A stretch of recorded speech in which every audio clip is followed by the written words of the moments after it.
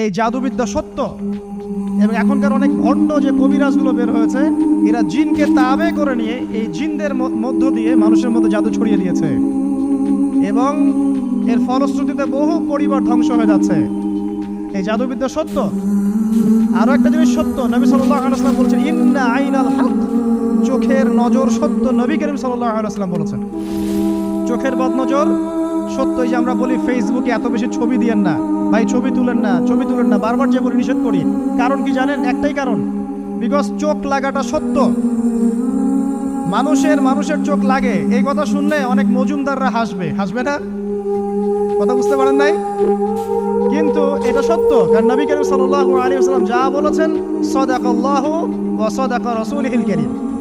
নবী যা বলেছেন, আল্লাহ যা বলেছেন, চিরায়ত সত্য। এর বাইরে কোনো সত্য আছে? আচ্ছা দেখেন, আমি বললাম যে জাদুবিদ্যা সত্য।